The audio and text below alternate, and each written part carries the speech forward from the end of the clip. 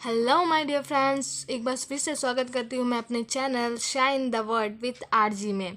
आज मैं आपके लेकर आई हूँ बहुत ही इम्पॉर्टेंट टॉपिक, चौपाई और दोहा।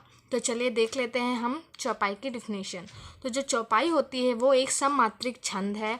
इसमें 4 चरण होते हैं। प्रत्येक चरण में 16-16 मात्राएं होती हैं और अंत में जगड़ और त्रगड़ के प्रयोग का निषेध होता है। तो चलिए इसका उदाहरण देख लेते हैं। तो जो चौपाई का हमारा उदाहरण है वो है, देवी पूज पद कमल तुम्हारे, सुर नर मुनि सब होए सुखारे। तो आज मैं आपको इस पे मात्राएं लगाना भी सिखाऊंगी। तो ये जो हमारी ये मात्राएं बनी हुई हैं, इसको गुरु कहते हैं और ऐसी मात्रा को लघु कहते हैं। तो जब बड़ी मात्रा लगी रहती है वहाँ पे गुरु लगता है और जहाँ पे छोटी मात्रा होती है वहाँ पे लघु लगता है। तो चलिए देख लेते हैं मात्राएं कैसे लगाई जाती है। जैसे यहाँ पे देवी पूज पद कमल तुम्हारे हैं, तो ये जो देवी है तो देवी है ना, तो इस पर पाई लगी हुई है तो यहाँ पे इसलिए एक गुरु हो जाएगा। ये वी छोटी की पाई है इसलिए यहाँ पे लघु हो जाएगा। इसी तरह ये पूज, तो पू ये बड़ा सा लग रहा है ना, पा है उसके बाद पाई लगी है तो यहाँ पे भी गुरु हो जाएगा और यहाँ पर लघु हो जाएगा।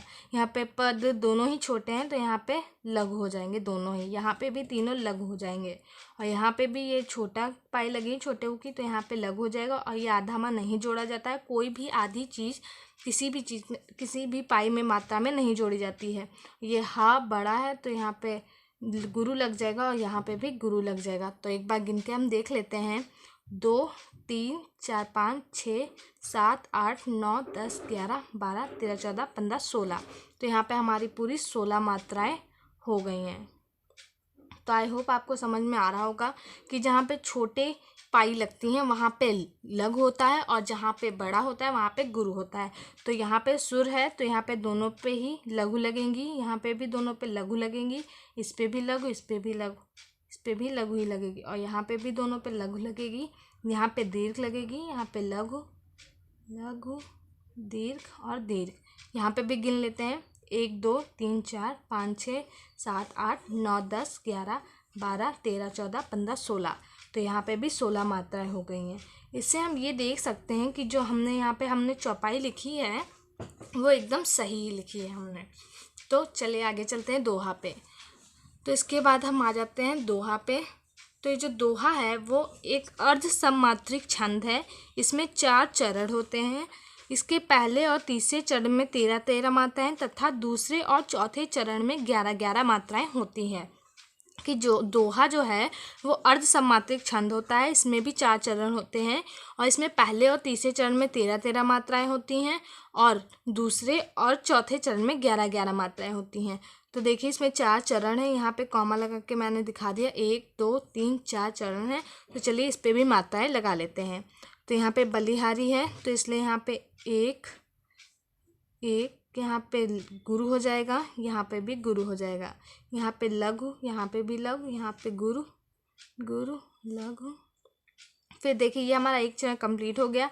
तो इसमें दिखाया गया कि 13 मात्राएं होती है। तो चलिए गिन लेते हैं। 1 2 3 4 5 6 7 8 9 10 11 12 13। तो हमारी 13 मात्राएं कंप्लीट हो गई। इसका मतलब हम लोग ने ये सही किया है। इसके बाद यहाँ पे भी मात्राएं लगा लेते हैं। तो यहाँ पे गुरु गुरु गुरु, यहाँ पे भी गुरु लगेगा, यहाँ पे भी गुरु और यहाँ पे। इसमें बताया गया कि हम लोग की जो दूसरा चरण होता है उसमें 11 मात्राएं होती है। तो चलिए गिन लेते हैं। 2 3 4 5 6 7 8 9 10 और 11। तो इसका मतलब हम एकदम सही, हमारा जो दोहा है वो एकदम सही है और हमने मात्राएं भी बिल्कुल सही लगाई हैं। तो चलिए यहाँ लेते हैं। 1 2 3 4 5 6 7 8 9 10 11 12 13। तो इसका मतलब ये हमारा पूरा दोहा सही है। तो आई होप आप लोगों को सब ये समझ में आ गया होगा कि मात्राएं कैसे लगाई जाती हैं और इन लोगों की डिफिनेशन क्या है। अगर जो आप इस तरीके से आप बोर्ड में लिखेंगे तो आपको फुल मार्क्स मिलेंगे। तो अगर जो आपको मेरी ये वीडियो अच्छी लगी हो तो प्लीज़ से लाइक कर दीजिए और मेरे चैनल को सब्सक्राइब कर दीजिए। Thank you.